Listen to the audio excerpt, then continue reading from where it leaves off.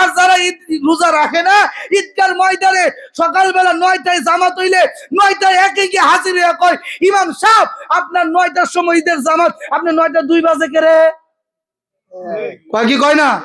হাজিরিন, যিনি বেরোজগার, যিনি বেনামাজি, মসজিদে গিয়ে সর্দারি করে, মসজিদে গিয়ে মাতাব্বরি করে, ঈদগাহে গিয়ে মাতাব্বরি করে, এই সর্দার আর মাতাব্বর আমাদের সমাজ থেকে বয়কট করতে হবে। ঠিক কিনা বলেন? আমার চান্দের চোরের আব্বাজিরা, আমরা জীবনের শুরু থেকে পর্যন্ত গুনাহ করতে করতে কলবটারে অন্ধকার করে ফেলছি। ঠিক কিনা বলেন? এমন গুনাহ করেছি যে গুনার খবর মা জানে না, যে গুনার খবর বাবা জানে না, যে গুনার খবর স্ত্রী জানে না, যে গুনার খবর সন্তানাদি জানে না, যে গুনার খবর পাড়া প্রতিবেশীরা জানে না, যে গুনার খবর এই জমিনের উপরে মানুষেরা জানে না। গুনাহ করতে করতে আমরার কলবটারে অন্ধকার করে ফেলেছি। আবার নবী বলেন, আলা ইন্না ফিল জাসাদিল মুদগা ইদা সালাহাত সালাহাল জাসাদু কুল্লুহু ওয়া ইদা ফাসাদাত ফাসাদাল জাসাদু কুল্লুহু আলা ওয়া হিয়াল কলব। আমার নবী বলেন, আমার নবী ডাক দিয়া বলেন, দুনিয়ার মধ্যে মানুষ চলাফেরা করে, মানুষের শরীরের মধ্যে একটা গোস্তের টুকরা আছে, যে গোস্তের টুকরাটার নাম হচ্ছে লাতিফায়ে কালব। বলেন সুবহানাল্লাহ। নবী আমার ডাক দিয়ে বলেন, এ উম্মতেরা শোনো শোনো, যার এই গোস্তের টুকরাটা পবিত্র, তার পুরা দেহটা পবিত্র। জোরে বলেন সুবহানাল্লাহ। ও আমার মুরব্বি আব্বা, চক্ষুটা বন্ধ করে জবান খুলে বলেন, আমরার গুনাহ আছে না নাই? জবান খুলে বলেন আছে না নাই? এই গুনাহ আছে। গুনাহ মাফ করার একমাত্র একটা মেডিসিন আছে দুনিয়ার মধ্যে। দুনিয়ার আমরা যে কাপড় চোপড় পরি, আমরা যাই কিছু ব্যবহার করি, আপনার কড়াইয়ের মধ্যে ময়লা লাগলে সাবান দিয়া সোডা দিয়া পরিষ্কার করে, শরীরের জামার মধ্যে ময়লা লাগলে সাবান সোডা দিয়া পরিষ্কার করে। আর লতিফে কালব নামক যে গোস্তের টুকরা আছে, ওই গোস্তের টুকরাটা পরিষ্কার করতে গেলে একমাত্র আমার আল্লাহর জিকির করা লাগে। জোরে বলেন সুবহানাল্লাহ। আমার মুরব্বি আব্বা, এবার আপনাদের কাছে আমার একটা প্রশ্ন, আমরা জিকির করতে রাজি আছি না নাই? জবান খুলে বলেন আছি না নাই? সকলে চক্ষুটা বন্ধ করে কয়েকবার আসুন আমরা ইসমে জাতের জিকির করি। আল্লাহ আল্লাহ আল্লাহ আল্লাহ আল্লাহ আল্লাহ আল্লাহ আল্লাহ আল্লাহ আল্লাহ। মারহাবা।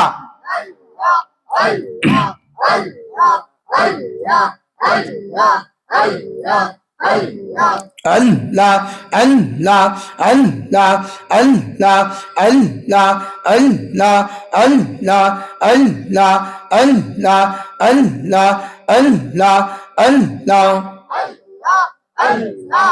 আমার জায়গা হইবনে আমার মোরা লাশে লাগা, মসজিদের পাশে আমার, মসজিদের পাশে আমার, কবর দিয়া কইরা আমার জায়গা হইবনে। মারহাবা। আল্লাহ আল্লাহ আল্লাহ আল্লাহ আল্লাহ আল্লাহ আল্লাহ আল্লাহ। আমার জায়গা হইবনে আমার মোরা লাশের লাগা, মসজিদের পাশে আমার, মসজিদের পাশে আমার, কবর দিয়া কইরা আমার জায়গা হইবনে। মারহাবা। আল্লাহ আল্লাহ আল্লাহ আল্লাহ আল্লাহ আল্লাহ জগৎবাসীর আমি তোরার ছেলে সন্তান কয়দিনের লাগিয়া হায়রে মারার বারে তোরা আমার যাইবারে বলিয়া জগৎবাসীর তোরা আমার ছেলে সন্তান কয়দিনের লাগিয়া হায়রে মারার পরে তোরা আমার যাইবারে বলিয়া হায়রে কষ্ট হলে সেদিন তোরা কষ্ট হইলে সেদিন তোরা কবর দিয়া কইরা আমার জায়গা হইবনে আমার জায়গা হইবনে আমার মরা লাশ লাইগা গাওয়া মসজিদের পাশে আমার মসজিদের পাশে আমার কবর দিয়া কইরা আমার জায়গা হইবনে মারহাবা আল্লাহ আল্লাহ আল্লাহ মারহাবা আল্লাহ আল্লাহ আল্লাহ আল্লাহ আল্লাহ আল্লাহ আল্লাহ আল্লাহ একজন জিন্দা নবী শুইয়া রইছে গো আরে মদিনার শহরে বাজার একবার টাকা দিবাইনি জীবনে নবী গো নবী একবার টাকা দিবাইনি জীবনে মারহাবা আল্লাহ আল্লাহ লা ইলাহা ইল্লাল্লাহ মুহাম্মাদুর রাসূলুল্লাহ সাল্লাল্লাহু আলাইহি ওয়াসাল্লাম। আসুন আমরা সকলে মুখতাসার একটু দোয়া করি, তারপর ইনশাআল্লাহ আলোচনার ভিতরে ঢুকবো। আল্লাহুম্মা আমিন। ربنا ظلمنا أنفسنا وإن لم تغفر لنا وترحمنا لنكونن من الخاسرين ربنا آتنا في الدنيا حسنة وفي الآخرة حسنة وقنا عذاب النار وأدخلنا الجنة مع الأبرار يا عزيز يا غفار يا رب العالمين ربنا لا تجعلنا فتنة للقوم الظالمين ونجينا برحمتك من القوم الكافرين তুমি সারা কারো কাছে আমি করি বরুদার তুমি সারা কে বুঝবে আপনার মনের বেদার ডাকলে কি মান ঠান্ডা গো হবে জফলে কি মান ঠান্ডা গো হবে না দেখিলে তুই না আল্লাহ বলোই আল্লাহ জালোই তোমার নামে ও মালিক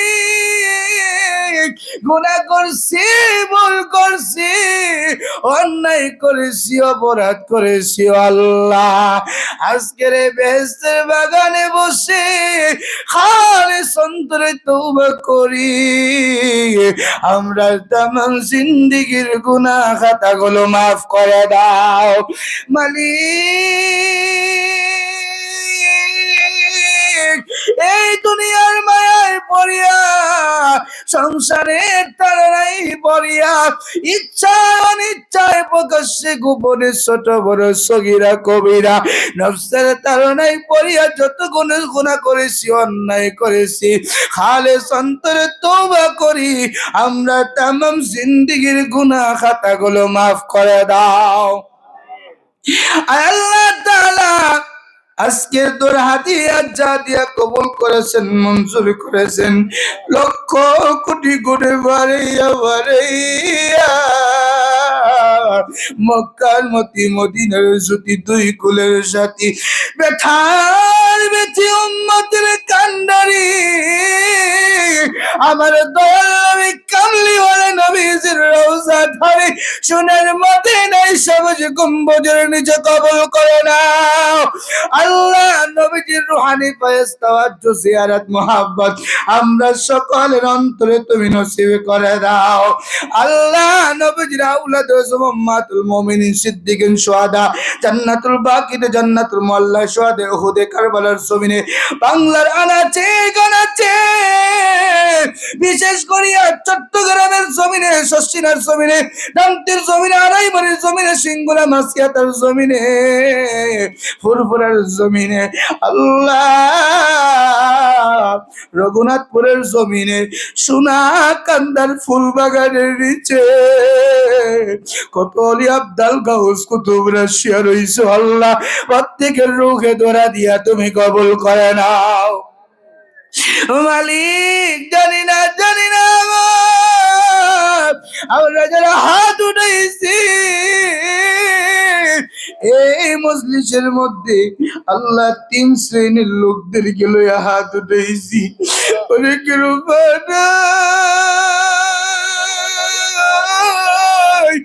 অনেকের বাবা না,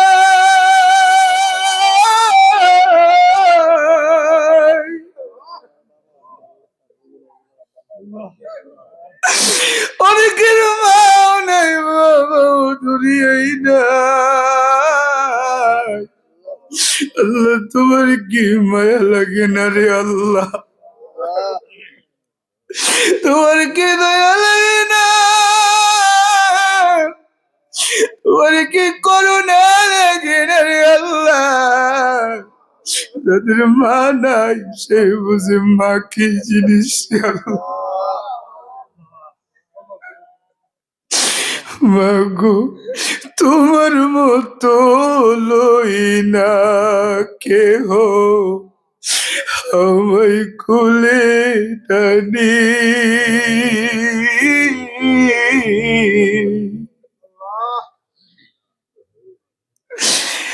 আসলে উঠে না কে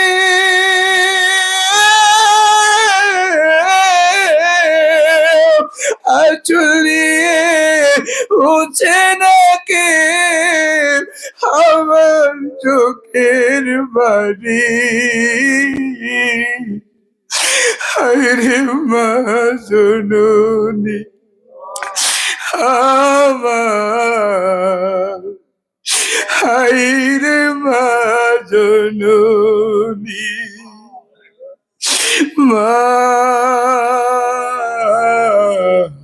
তুমি আমার আগে যেও না গো মরে, আমি কেমন করে দেব মাটি তোমার কদমে, আমি কেমন করে দেব মাটি তোমার কবরে মা, তুমি আমার আগে যেও না গো মরে। আরে মায়ের কান্দন যাবতীয় জীবন, আরে 2-4 মাসে মনের কান্দন রে, আরে গরিব পরিবারে মনের কাজের হয়ে কি দিন আর থাকে না, দুঃখের দরদি আমার জনম দুঃখী মা, কষ্ট দারিণী মা, জনম দুঃখিনী মা, দুঃখের দরদি আমার জনম দুঃখী মা। মালিক তার মা নাই বাবা নাই, মুহূর্তে আব্বা আম্মার কবর কুলের জান্নাতের বাগান বানায়া দাও। এদের মা বাবা বেঁচে আছে, হায়াতের মধ্যে বরকত দান করে দাও, রিজিকের মধ্যে বরকত দান করে দাও, আমলের মধ্যে বরকত দান করে দাও। আল্লাহ যাদের সন্তানরা বিদেশের বাড়িতে আছে আল্লাহ সহি সালামতে রাখিও, খাবার রুজির মধ্যে বরকত দান করে দিও, আপদ বিপদ বালা মুসিবত থেকে হেফাজত করে নিও, রাস্তাঘাটের অ্যাক্সিডেন্ট থেকে তুমি হেফাজত করে নিও। আল্লাহ শহরে বন্দরে যে যেখানে আল্লাহ কর্মরত অবস্থায় আছে আল্লাহ প্রত্যেকের তোমার রহমতের গুলো সফর্দ করে দিলাম, সকলের জিম্মার জাবিনদার হয়ে যাও। আল্লাহ আমার বাজান হযরত আল্লাহ হযরত মাওলানা মুফতি নুরুল হাসান সাহেব, আল্লাহ আমার বাজান যে বেহেশতের বাগান সাজিয়েছে, আজকের এই বেহেশতের বাগানে আল্লাহ যারা টাকা দিয়া পয়সা দিয়া শ্রম দিয়া বুদ্ধি দিয়া আর্থিক সহযোগিতা পরামর্শ দিয়া তোমার এই বেহেশতের বাগানকে সাজিয়েছে, আল্লাহ সবার মনের নেক বাসনা তুমি পূরণ করে দাও। এই বেহেশতের বাগান কিয়ামত পর্যন্ত কায়েম এবং দায়ম হিসাবে কবুল করে নাও।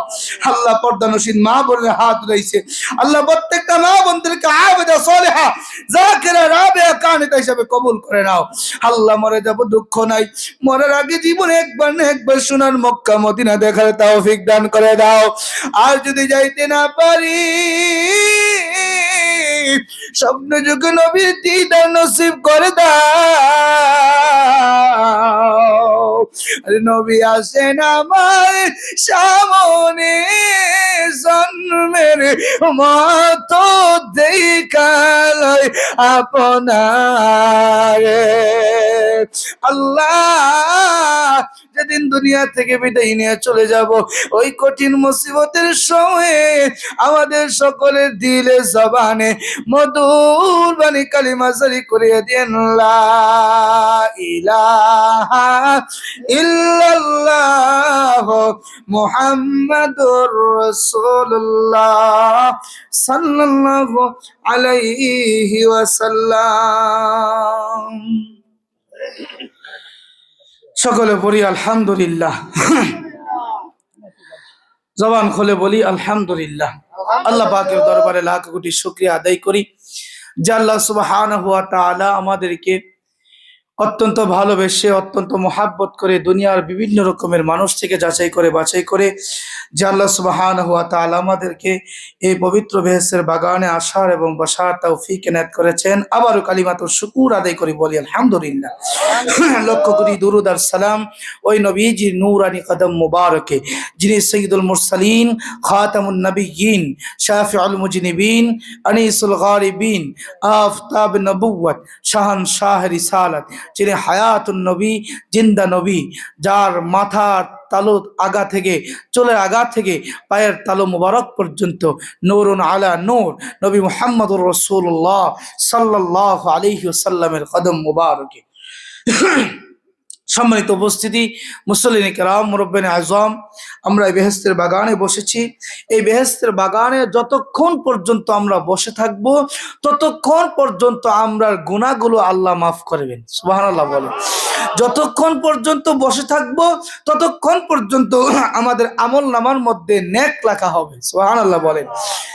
সম্মানিত হাজিরিন, যেহেতু সময় অতি অল্প, আমার ভাইজান বন্ধুবর শায়ের মোহাম্মদ মিজানুর রহমান আশিকি আমার ভাইজান রেস্টে আছেন, আসবেন ইনশাল্লাহ। আপনার এদিক সেদিক যারা ঘোরাফেরা করতেছেন অতি তাড়াতাড়ি মাহফিলের প্যান্ডেলে চলে আসুন। তো আল্লাহ পাক রব্বুল আলামিন আমাকে আপনাকে এই বেহেশতের বাগানে এনেছেন, সুযোগ করে দিয়েছেন।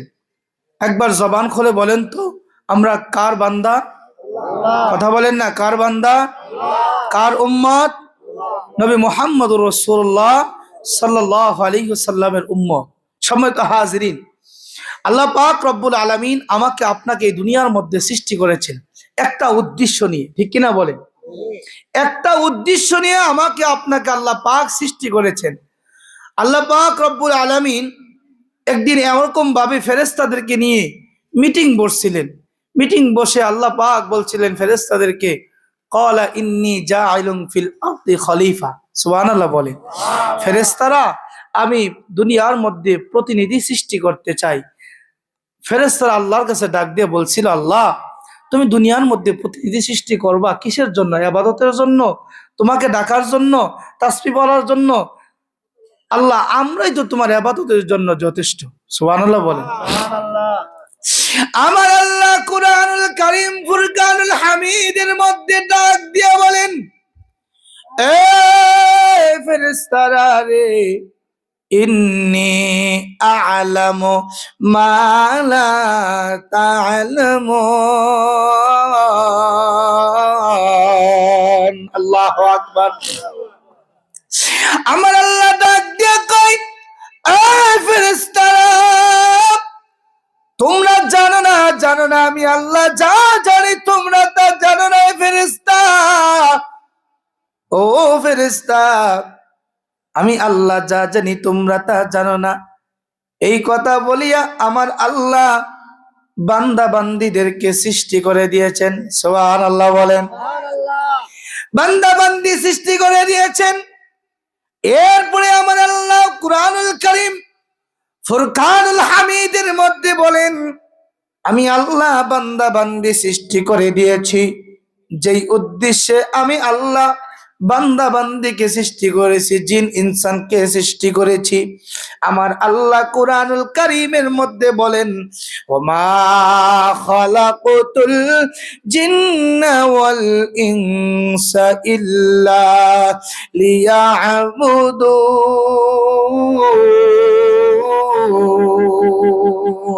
আল্লাহু আকবার।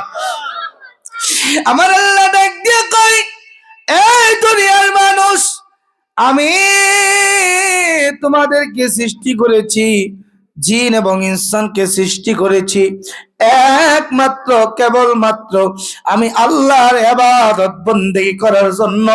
জোরে জোরে চিল্লে পড়ি আল্লাহু আকবার। বন্ধু,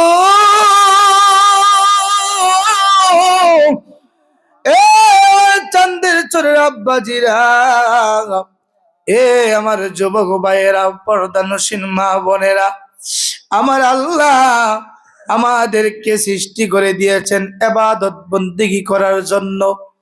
আমরা তো এখন বর্তমানে আল্লাহর ইবাদত করতে রাজি নাই, ঠিক কিনা বলেন? আমার আল্লাহ বান্দাকে সৃষ্টি করেছে ইবাদত করার জন্য। আমার আল্লাহ আজকের এই বেহেশতের বাগানে একদল ফেরেশতাদেরকে পাঠাই দিয়েছেন। এই ফেরেশতারা আপনার আমল নামার খাতার মধ্যে আপনার নেক লিখতেছে। এই বেহেশতের বাগানে যতক্ষণ পর্যন্ত বসে থাকবেন গো, ততক্ষণ পর্যন্ত আমার আল্লাহ তার ফেরেশতাদেরকে দিয়া আমল নামার খাতার মধ্যে নেক লিখতে থাকে। ফেরেশতারা এই খাতা লইয়া আল্লাহর কাছে যাবে। যাওয়ার পরে আমার আল্লাহকে বলবে, আল্লাহ চাঁদের চরের অমুক বাড়ির অমুক মাহফিল থেকে আমি আসছি। আপনাদের বিবেকের কাছে আমার প্রশ্ন, আমার আল্লাহ জানে কি জানে না? আমার সাথে মনোযোগ দেন, আমার দিক তাকান, এদিক সেদিক ঘোরাফেরা করেন না, উঠা বসা করেন না। আমার আল্লাহ পাক রব্বুল আলামিন জানে কি জানে না?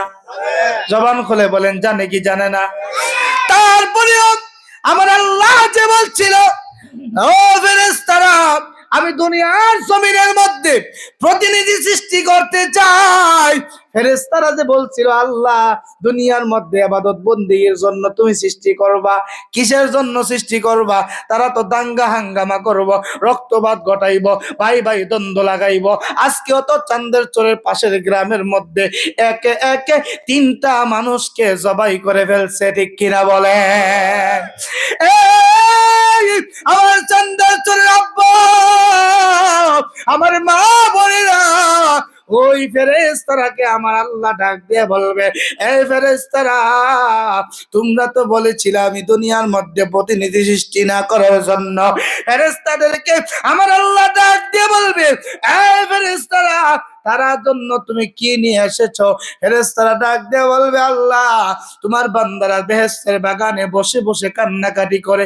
সুবহানাল্লাহ বলেন, আরো জোরে বলেন সুবহানাল্লাহ।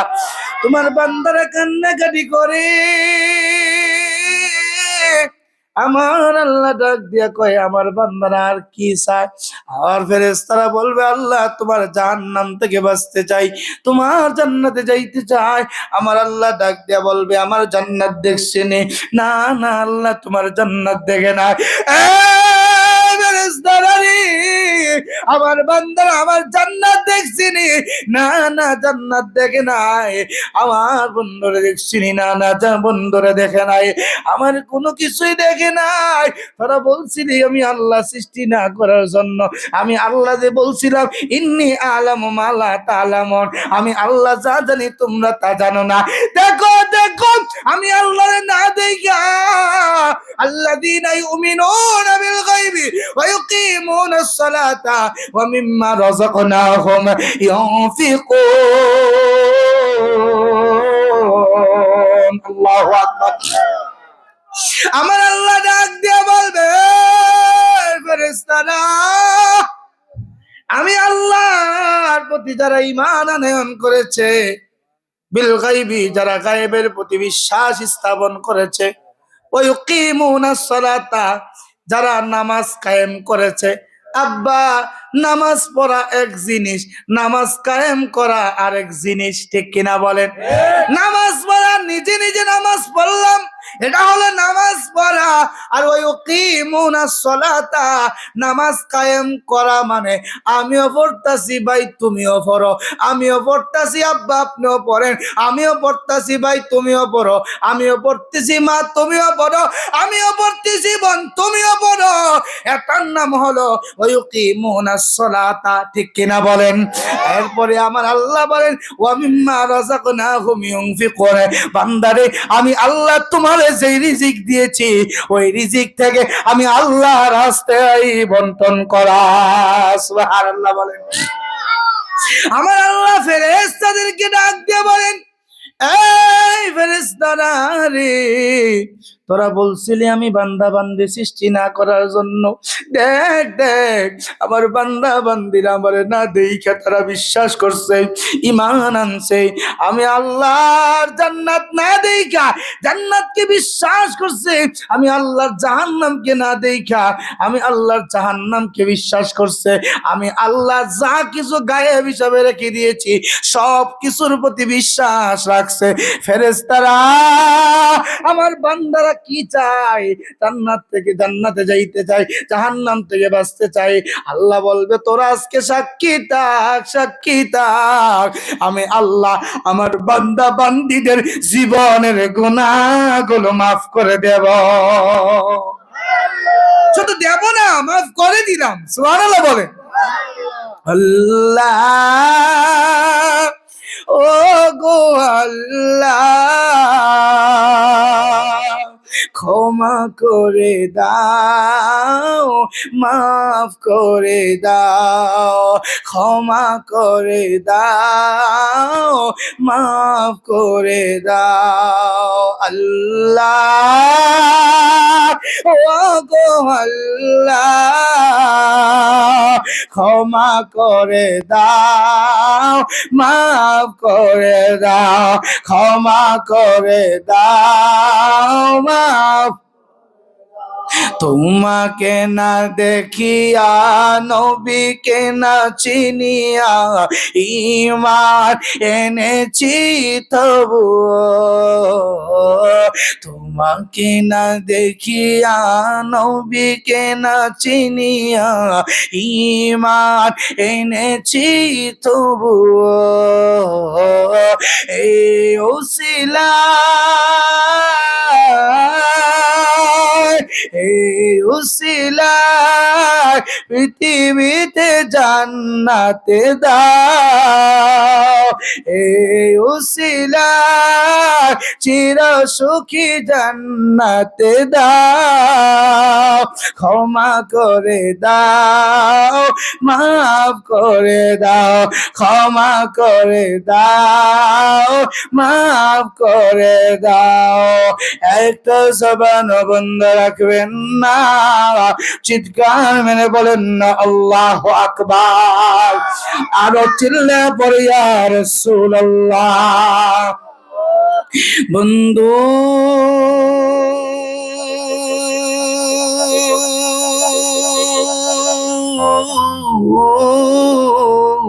ও আমার চন্দ্রের চোরের আব্বাজিরা, ও আমার চন্দ্রের চোরের যুবক ভাইয়েরা, আমার আল্লাহ সেই কারণে আমাদেরকে দুনিয়ার মধ্যে প্রেরণ করেছেন। এই কারণে আমি খুতবার শুরুতে আয়াতে কারিমা নিয়েছি, ইয়া আইয়ুহাল্লাযীনা আমানুত্তাকুল্লাহ হাক্কা তুকাতিহি ওয়া লা তামুতুন্না ইল্লা ওয়া আনতুম মুসলিমুন।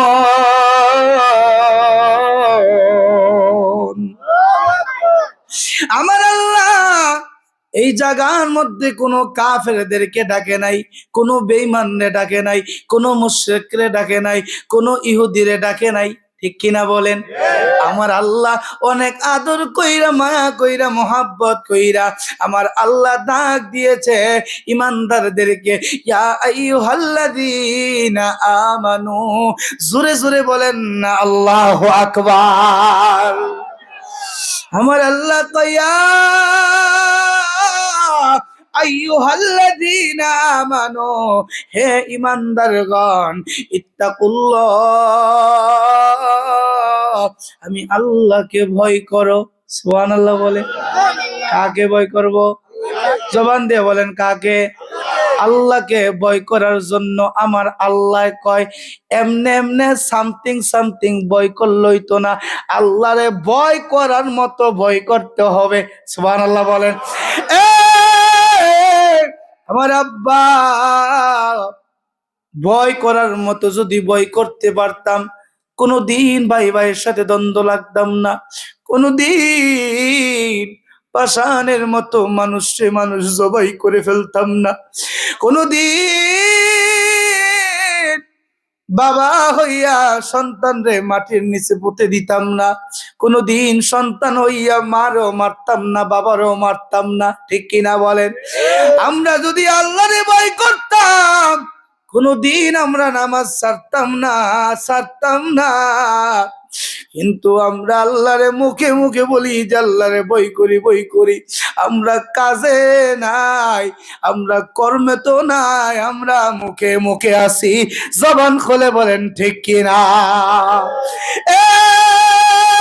চন্দ্রের চোরের আব্বা, জুমার দিনে মসজিদের কোনায় কোনায় মুসল্লি ভরপুর হয়ে যায়।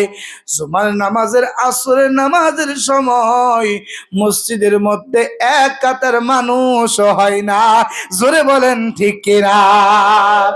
এখন আপনাদের বিবেকের কাছে আমার প্রশ্ন, আমরা কি আল্লাহকে কি ভয় করি নাকি না? কথা কয় না? আর জোরে। এখন কইবেন হুজুর আমরা রুশে পড়ছে। না না, আমার আল্লাহ ডাক দিয়া কয় বান্দা, এ বান্দা, আমি আল্লাহ তোমাকে 24টা ঘন্টা দিয়েছি। সুবহানাল্লাহ বলেন। 24 ঘন্টার মধ্যে আমি আল্লাহর কাছে, আমি আল্লাহ তোমার কাছে চাই একটা ঘন্টা চাই। একটা ঘন্টার বিনিময়ে আমি আল্লাহ তোমারে বাকি 23 ঘন্টা বোনাস দিয়ে দিলাম। জোরে বলেন না সুবহানাল্লাহ। এ আব্বা, আজকে যদি দোকানদার যদি বলে এই মোবাইল কিনলে মোবাইলের সাথে একটা কলম ফ্রি, এখন দোকানদারকে যদি বলেন ও দোকানদার ভাই, আমারে আপনি এই কলমটা দিয়ে দেন, আমি মোবাইলটা নেব না, এখন দোকানদার ব্যক্তিকে আপনাকে কলম দিবে? দিবে? দোকানদার ব্যক্তি কলম দিবে না, বরংস বলবে মোবাইল নিবা তদ্রুপ কলম পাইবা, মোবাইল না নিলে কলম পাইবা না। আমার আল্লাহ ডাক দিয়ে বলে, এ আমার বান্দা বান্দিরা, আমি আল্লাহ তোমাদের কাছে 24 ঘন্টা দিয়েছি। 24 ঘন্টার মধ্যে 1 ঘন্টা আমি আল্লাহ চাইছি, 1 ঘন্টার বিনিময়ে আমি আল্লাহ তোমারে বাকি 23 ঘন্টা বোনাস হিসাবে দিয়েছি। জোরে জোরে বলেন না আল্লাহু আকবার। এ আমার বাবা, আমরা তো সবাই বোনাসের পাগল, বোনাসের পাগল, কিন্তু কেউ মোবাইলের পাগল না। অর্থাৎ আমরা সবাই দুনিয়ার দুনিয়া কইয়া পাগল। কে 10 তলা বিল্ডিং, কে 20 তলায় বিল্ডিং, কে 10,000 টাকার মালিক, 20,000 টাকার মালিক, কে 50 লাখ টাকার মালিক, কে 1 কোটি টাকার মালিক। আমরা নামাজের পাগল নাই, আমরা সবাই দুনিয়া দুনিয়া হইল ইয়া পাগল হয়ে রইছি। জবান খুলে বলেন ঠিক কিনা? এই বাবা, আজকে তো শাবানের রাত হয়তোবা শেষ, ঠিক কিনা বলেন? আগামীকাল দিবাগত রাত্রে সম্ভবত আমরা তারাবির নামাজ আদায় করব। এই শাবানের রাতে আমার আল্লাহ বলে, এই এই মাসটি হলো আমার বন্ধুর মাস। বলেন সুবহানাল্লাহ। আর রজব মাস হলো আমি আল্লাহর মাস, রমজান মাস হলো আমার বান্দা বান্দির মাস। সুবহানাল্লাহ বলেন। এ আমার বাবা, আমরা আল্লাহকে ভয় করতে হবে, আল্লাহকে ভয় করার মতো করতে হবে। আমার নবী একদিন মসজিদের মধ্যে মিম্বরের মধ্যে যখন প্রথম পাউটা রাখছে তখন বলছিল আমিন। দ্বিতীয় সিঁড়ির মধ্যে পাও রাখার পরে বললেন আমিন। তৃতীয় সিঁড়ির মধ্যে পাও রাখার পরে বললেন আমিন। সাহাবায়ে কেরামরা ডাক দিয়ে বলেন, ইয়া রাসূলুল্লাহ, ইয়া হাবিবাল্লাহ, নবী গো, আল্লাহু আকবার। ও মায়ের নবীজি, আপনি প্রথম সিঁড়ির মধ্যে পাও রাইখা বললেন আমিন, দ্বিতীয় সিঁড়ির মধ্যে পাও রাইখা বললেন আমিন, তৃতীয় সিঁড়ির মধ্যে পাও রাইখা বললেন আমিন। ইয়া রাসূলুল্লাহ, ইয়া হাবিবাল্লাহ, নবী গো, আমরা তো এটার কোনো ভেদ বুঝতে পারলাম না।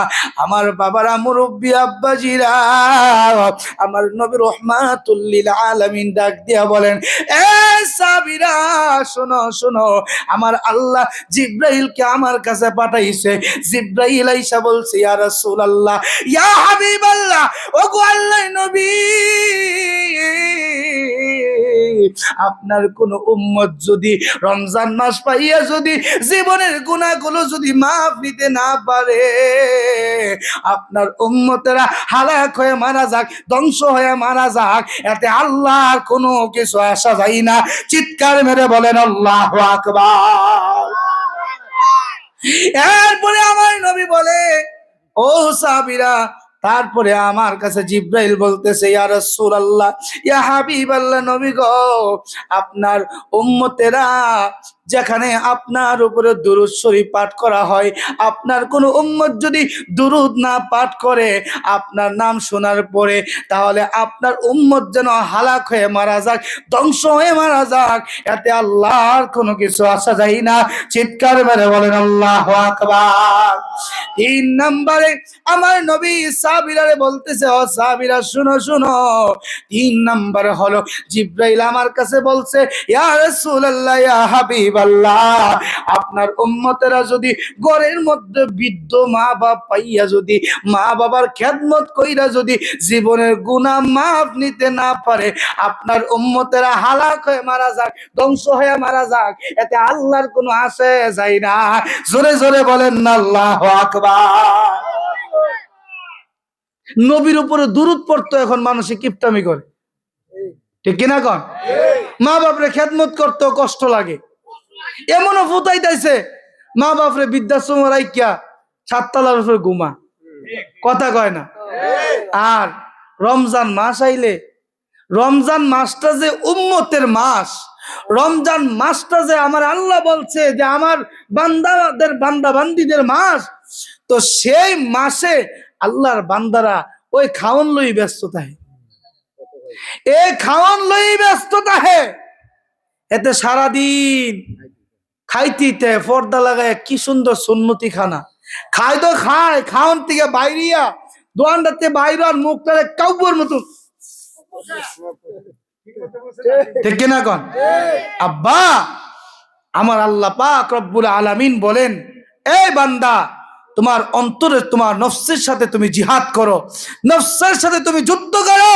রমজান মাস আসছে, গরুর মধ্যে যেরকম আমরা টাফা লাগাই, অন্যের জমি যেমন ভাবে ক্ষতি না করা যায়, আমার আল্লাহ কয় বান্দা, তুমি তোমার নফসের মধ্যে টাফা লাগাও, মোহর মেরে দাও যে রমজান মাসের অফসর তুমি কোনো কিছু চাইও না।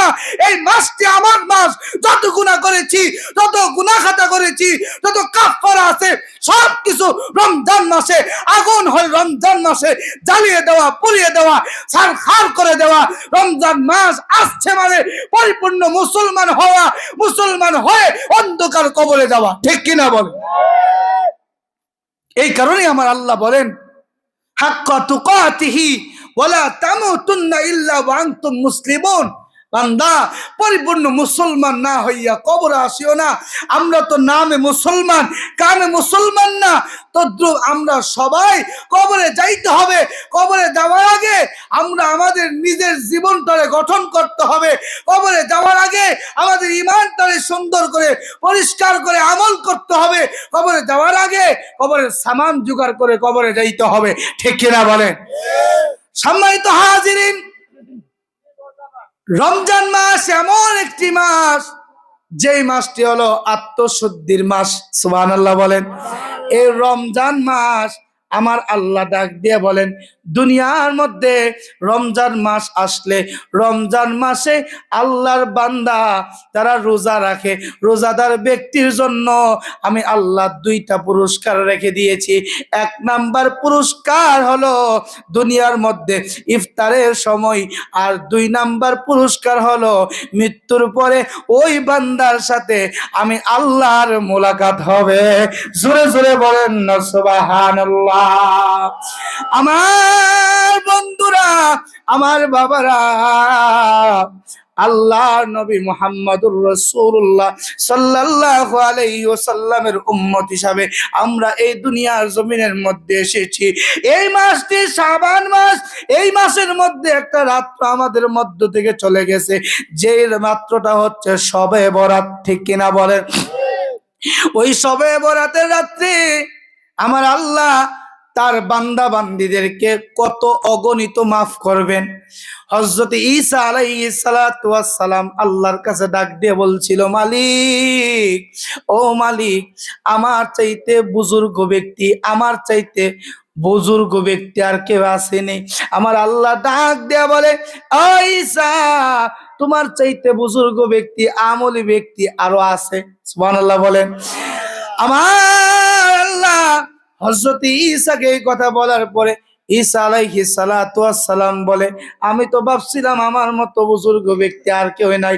আল্লাহ দি বলে আরো আরেকজন আছে। আমার আল্লাহ ডাক দিয়া বলে, ঈসা রে, তুমি হাঁটতে হাঁটতে সামনের দিকে একটু হাইটা যাও। হাইটা গিয়া দেখে ঈসা আলাইহিস সালাতু ওয়াস সালামের সামনে একখানি বড় একটা পাথর। জোরে জোরে বলেন সুবহানাল্লাহ। এ মুরব্বি আব্বা, ওই পাথর খানি দেখা হযরত ঈসা আল্লাহর কাছে ডাক দিয়ে বলে, আল্লাহ, এই পাথর খানি আমি কি করব? আমার আল্লাহ ডাক দিয়া বলে, এই পাথরের মধ্যে তোমার হাতের লাঠিটা দিয়ে একটা আঘাত করো। সুবহানাল্লাহ বলেন। এই পাথরটার মধ্যে আঘাত করার পরে এই পাথরের ভিতরে এমন এক বুজুর্গ ব্যক্তি আল্লাহর ইবাদত করে, আল্লাহ তাসবিহ জপে জিকির করতেছে। হযরত ঈসা ডাক দিয়ে বলে, ও আল্লাহর বান্দা, ও আল্লাহর বান্দা, তুমি এই পাথরের ভিতরে কি করো? বলে, আমি আল্লাহর ইবাদত বন্দেগীতে মশগুল হয়ে আছি। আবার দেখা যায় ওই আল্লাহর বান্দা বুজুর্গ ব্যক্তির সামনে একটা জান্নাতের একটা ফল দেখা যায়। হযরত ঈসা আলাইহিস সালাতু ওয়াস সালাম ডাক দিয়ে বলে, আপনি এই পাথরের ভিতরে কয়দিন যাবত আপনি ইবাদত করেন, জিকির করেন? সুবহানাল্লাহ বলেন। হযরত ঈসা আলাইহিস সালাতু ওয়াস সালামকে ওই পাথরের ভিতরে ভিতরের ব্যক্তি ডাক দিয়ে বলে, আমি আল্লাহর ইবাদত করি, বন্দেগী করি, আল্লাহর জিকির করি, একদিন না, 2 দিন না, 3 দিন না, 4 দিন না, 1 সপ্তাহ না, 2 সপ্তাহ না, 1 বছর না, 2 বছর না, আমি আল্লাহর ইবাদত বন্দেগী করি 400 বছর যাবত। জোরে জোরে বলেন আল্লাহু আকবার। 400 বছর, কয়শো বছর?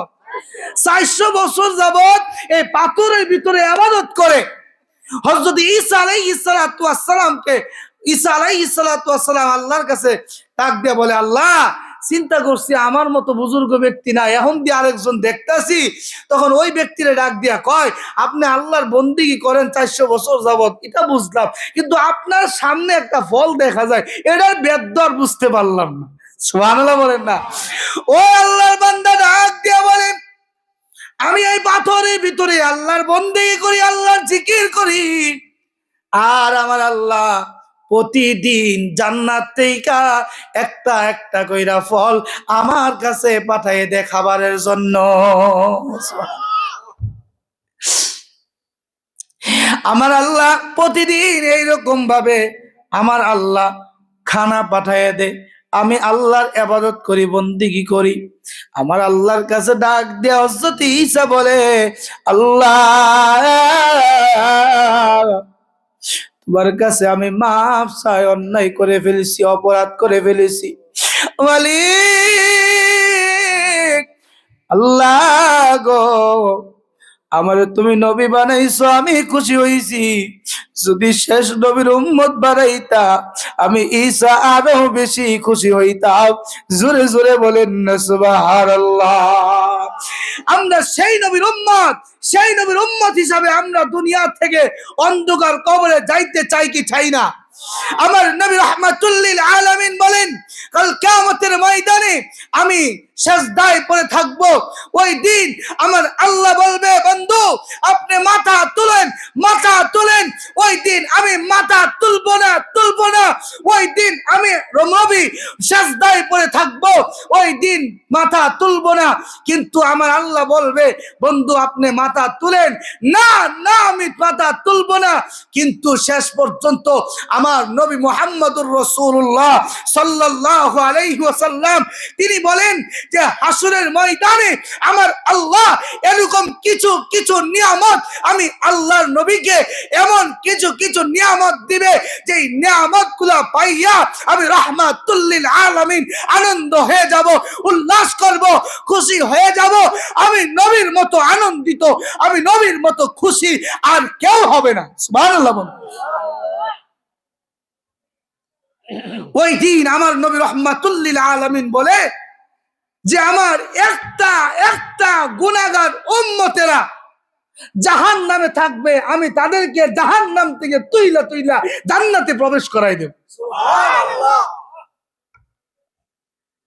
সম্মানিত হাজিরিন, সাহাবায়ে কেরামরা প্রশ্ন করছিলেন একদিন, ইয়া রাসূলুল্লাহ, ইয়া হাবিবাল্লাহ, কোটি কোটি মানুষের মধ্য থেকে আপনার উম্মত গুলো আপনি চিনবেন কিভাবে? সুবহানাল্লাহ বলেন। রাহমাতুল লিল আলামিন ডাক দিয়া বলেন, হে সাহাবীরা রে, শোনো শোনো শোনো, আমার উম্মতদেরকে আমি চিনবো কোটি কোটি মানুষের মধ্য থেকে। জাহান্নামের মধ্যে আমার উম্মতদেরকে আমি চিনবো। জাহান্নামের আগুনের মধ্যে পুড়তে পুড়তে ওই আগুনের মধ্যে আমার উম্মতের শরীরটা গলা পর্যন্ত, পুরাটা শরীর আগুনের মধ্যে জ্বইলা পইরা সারকার হয়ে যাবে। আল্লাহু আকবার বলেন। কিন্তু আমার উম্মতের চেহারাটা পড়বে না, পড়বে না, আমার উম্মতের চেহারা পড়বে না।